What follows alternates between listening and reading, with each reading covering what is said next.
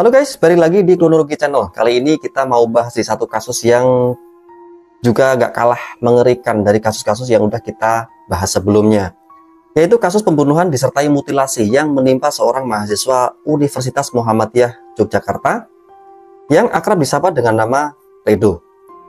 Kasusnya masih hangat nih guys, baru terjadi sekitar bulan Juli tahun 2023. Dan yang bikin gua tertarik untuk mengulas kasus ini tuh banyak sekali menyimpan fakta-fakta yang mengerikan. Nah, selain banyak banget fakta-fakta yang mengerikan, di sini tuh juga banyak misteri-misteri, pertanyaan-pertanyaan besar yang sampai sekarang misteri itu belum terjawab. Jadi dari pihak kepolisian, dari keluarga korban, dan juga dari pihak kampus, ini tuh semacam memang kayak ada yang disembunyiin. Jadi memang sengaja nggak dipublikasikan lah. Inilah yang bikin kasus ini tuh bener-bener menarik. Oke gengs, bagi kalian yang penasaran, simak video ini sampai selesai. Langsung aja kita bahas kronologi lengkap dari kasus pembunuhan ini. Awalnya pada tanggal 13 Juli tahun 2023, seorang pemancing asal Sleman, Yogyakarta ini hendak memancing ke sebuah sungai di wilayah Turi, Sleman. Di pinggiran sungai dia tuh nemuin sebuah karung yang di situ tuh nongol 2 potongan kaki manusia. Setelah dibuka oleh pemancing tersebut, bener-bener di dalam karung itu isinya cuma 2 potong kaki, mulai dari mata kaki sampai ujung jari. Jadi nggak ada tubuhnya, cuma kaki, bener-bener cuma kaki doang nih geng. Karena si pemancing ini merasa ketakutan, dia pun akhirnya langsung melapor ke pihak kepolisian. Nah, polisi pun langsung bergerak cepat menuju lokasi penemuan kaki ini. Setelah polisi pun memeriksa kaki ini, polisi dibantu dengan anjing pelacak mencari potongan-potongan tubuh yang lain. Dan mulai dari tanggal 13 sampai tanggal 15, sekitar 3 hari, polisi pun akhirnya menemukan potongan-potongan lain yang identik, yang dinyatakan oleh polisi bahwa potongan-potongan ini adalah milik satu tubuh, yang disebar-sebar di 5 lokasi yang berbeda-beda. Dan seremnya nih gengs, potongan-potongan ini benar-benar menjadi potongan-potongan yang kecil-kecil. Jadi tangan itu udah dipotong mulai pergelangan tangan. Jadi nggak mulai dari ketiak, tapi potongan tangan lu bener-bener tangan satu ini dipotong menjadi 3 bagian. Kemudian potongan itu dibuang, ada yang dibuang di lapangan sepak bola. Ada lagi nih, kepala korban dibuang di sebuah sungai. Kemudian juga ada lagi penemuan organ dalam korban. Jadi isi dalam karung plastik itu bener-bener isinya organ dalam doang. Jadi serem banget gitu gengs. Jadi nggak tahu nih, yang mutilasi itu bener-bener niat banget gitu lah. Organ dalam ini ditemukan nyangkut di sebuah batang pohon di sungai juga. Dan akhirnya polisi pun pada tanggal 15 menyatakan bahwa semua organ milik korban ini sudah 100% ditemukan. Dan polisi pun akhirnya mengecek tubuh korban untuk mencari identitas siapa nih yang pemilik tubuh yang sudah terpotong-potong ini. Nah, kebetulan pada tanggal 18 Juli tahun 2023 ada satu keluarga di Pangkal Pinang, Bangka Belitung, yang melapor ke pihak kepolisian Bantul, yang mereka tuh merasa kehilangan seorang anak yang sedang berkuliah di UMY yang bernama Redo. Setelah polisi pun mengambil sampel DNA dari keluarga dan juga sampel DNA dari potongan-potongan tubuh yang baru aja ditemuin sama polisi, polisi menyatakan bahwa 99% DNA itu cocok. Akhirnya polisi pun merilis keterangan bahwa korban mutilasi ini adalah seorang mahasiswa UMY yang dilaporkan oleh pihak keluarganya menghilang yang bernama Redo. Berawal dari sinilah Alisa polisi pun melakukan penelitian mendalam terhadap kasus ini untuk mencari siapa nih pelakunya. Setelah polisi memeriksa beberapa saksi dan juga petunjuk-petunjuk yang mengarah kepada pelaku, akhirnya polisi pun mengerucutkan nama kepada 2 orang yang dicurigai sebagai pelaku pembunuhan, yaitu atas nama Waliyin dan Ridwan yang masing-masing adalah warga Magelang, Jawa Tengah dan warga Bogor, Jawa Barat. Dan nggak butuh waktu lama, gengs, cuma butuh waktu 3 hari. Akhirnya polisi bisa meringkus keduanya ketika mereka udah bersembunyi di wilayah Bogor, Jawa Barat. Setelah kedua pelaku ini ditangkap, akhirnya pelaku pun gak bisa mengelak. Mereka pun mengakui perbuatannya telah membunuh si Redo. Dan setelah mereka mengakui, akhirnya polisi pun melakukan interogasi secara mendalam. Apa motifnya, kemudian bagaimana cara mereka membunuh korban, dan sebagainya. Dan disinilah baru kita temukan nih, gengs. Dari keterangan polisi kita temukan fakta-fakta yang miris, mengerikan, dan pokoknya faktanya itu bener-bener kayak nggak masuk akal gitu. Di sini si polisi ini mengeluarkan satu keterangan yang didapatkan dari pelaku pembunuhan. Jadi awal kronologi kejadiannya tuh gini, gengs. Ketiga orang ini yaitu korban, si Redo, Waliyin, dan Ridwan, ini ketiganya itu ternyata udah kenal sekitar 3 bulan sebelum jasad Redo ini ditemukan.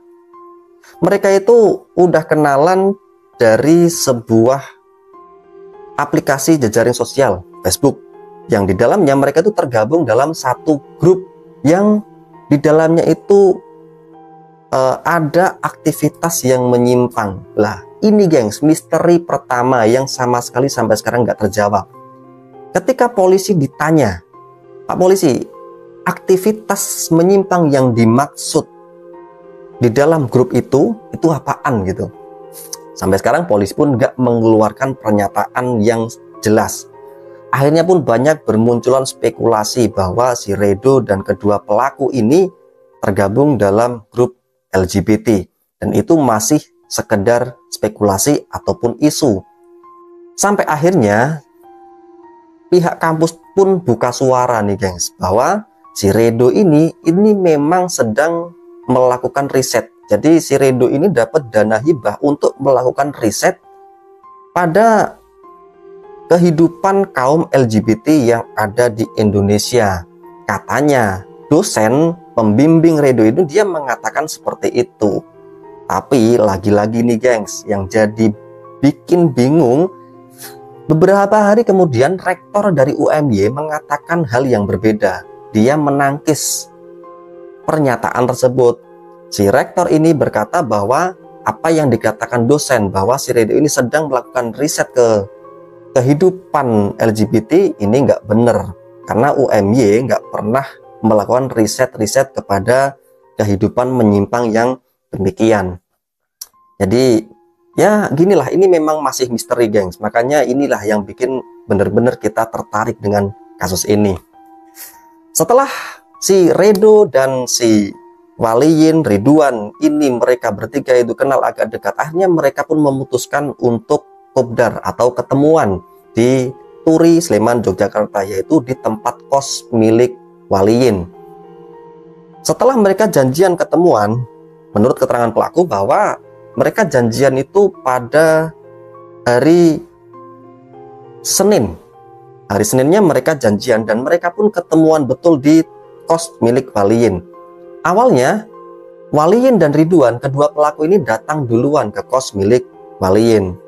Nah, kemudian setelah si Ridwan ini ditinggal sendirian di dalam kos, si Waliyin menjemput si Redo. Setelah mereka bertemu di kos milik Waliyin, nah di sini nih si Waliyin ini pamit pergi keluar untuk membeli angkringan. Dan di dalam kos tersebut hanya tersisa si Redo dan Ridwan. Nah, disinilah keanehan kedua, gengs, terjadi lagi. Jadi awalnya ketika si Ridwan dan Redo ini udah di kamar berduaan, mereka itu tiba-tiba si Redo ini dilucutin pakaiannya sampai bener-bener si Redo ini lepas semua pakaiannya. Jadi Redo ini telanjang bulat. Setelah itu si Ridwan ini mengikat tangan dan kaki Redo, dan juga leher korban pun juga diikat. Dan di sini Redo pun juga ditutup mulutnya pakai lakban. Anehnya deh, gengs, di sini Redo ini nggak ada perlawanan sama sekali. Kalau dibilang di sini itu ada niat pembunuhan, harusnya si Redo ini apa ya, ada perlawanan lah minimal. Tapi di sini Redo itu nurut-nurut aja. Dan ketika polisi pun ditanyakan sebenarnya mereka berdua ini lagi ngapain gitu, polisi pun cuma menjawab bahwa mereka cuma melakukan aktivitas menyimpang lah. Aktivitas menyimpang ini ketika polisi didesak pun polisi nggak mengatakan secara jelas bahwa aktivitas menyimpang yang dimaksud itu apa. Ini gengs, lanjut ya gengs. Setelah si Redo ini diikat, kemudian si Redo ini dibawa oleh si Ridwan menuju ke dapur. Nah di sana Redo ini diberdiriin, kemudian dipepet menghadap ke tembok. Nah ketika si Redo ini dipepet ke tembok, di sini juga aneh lagi, gak ada keterangan dari polisi mereka tuh lagi ngelakuin apaan gitu. Sampai akhirnya tiba-tiba kasus ini itu ceritanya cuma Redo ini tiba-tiba kecapean dan minta kepada si Ridwan ini untuk beristirahat karena katanya perutnya kesakitan. Nah setelah si Redo ini melepas